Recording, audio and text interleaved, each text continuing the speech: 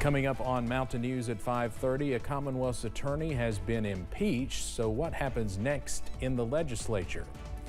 And a former South Carolina attorney was on the witness stand for the second time in 2 days. What prosecutors asked and why Alex Murdaugh says addiction was to blame for several of his charges. And gloomy weather continues into the weekend as more showers are possible. All those details coming up as Mountain News at 5:30 starts now.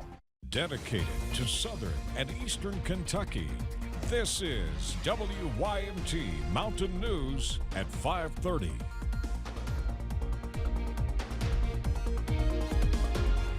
Good evening, I'm Steve Hensley. Olivia is off tonight. Just a few minutes ago, Governor Andy Beshear declared a state of emergency due to storm damage last week. As you remember, there was lots of flooding in several areas and other damage across the state.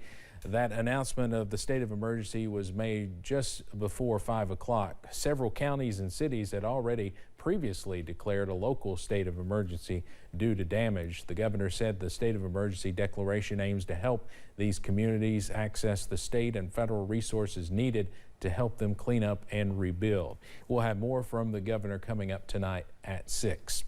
Kentucky's state Senate will likely hold an impeachment trial later this session. It follows the impeachment of a Commonwealth's attorney who was accused of having improper communications and making deals with a criminal defendant.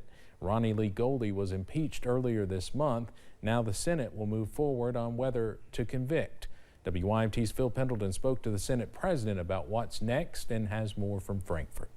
This is not something that happens very often. In fact, the last time that the Kentucky House of Representatives voted on an impeachment was 1991, and now the Kentucky Senate is getting ready for their part. This is going to be pretty much like a trial of sorts. We become, in essence, a jury. The House will be the managers, more like a prosecutor. They will present evidence to a committee. The Senate's actions come after the House unanimously voted to impeach the prosecutor that serves Bath, Menifee, Montgomery, and Rowan counties. I do not know what the proof is, so I do not know what the outcome would be or what level of punishment if there was sufficient proof. Goldie is accused of doing favors for a criminal defendant in exchange for sexually explicit photographs. He's also accused of intervening in ongoing criminal cases. The Senate could hear evidence or appoint a committee and then hear recommendations. There could be a potential agreement reached prior to that, which we would have to ratify as a Senate body. The Kentucky Senate could vote to convict and withhold from office. Now, Goldie's resignation is set to take effect next week, but he could technically hold public office again. But if the Senate moves to convict and withhold him from office, according to the state constitution, that he would not be able to hold any kind of public office again. In Frankfort, Phil Pendleton, now back to you. This year's legislative session ends March 30th, so it's expected the Senate trial will take place before then. We have some breaking news coming in out of Prestonsburg. Officials with the city of Prestonsburg posted on Facebook just moments ago that the Prestonsburg Police Traffic Safety Unit confirms 2 people are dead after a crash on North Lake Drive. Officials say no foul play is suspected and that more information will be released later this evening. But again, 2 people dead after a crash in Prestonsburg today. We'll let you know more as we get it.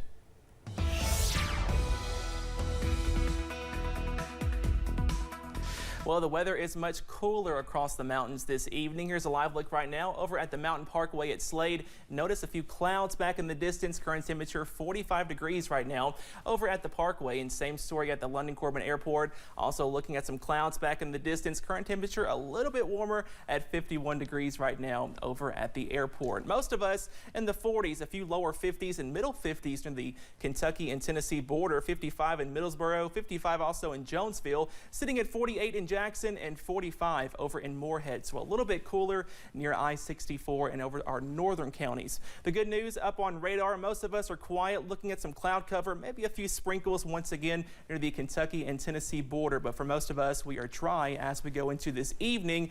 But that is going to change as we look back to the south and east, looking at more showers off to the south, and these are moving off to the north and east. So more showers are possible as we start the weekend. A soggy start to the weekend is on tap, but as we go into tonight, only a small chance of a stray shower. Most of us are dry. Temperatures upper 30s and lower 40s over the Cumberland Valley, the Kentucky River Valley, middle to upper 30s, and over the Big Sandy, we stay in the middle to upper 30s. Steve.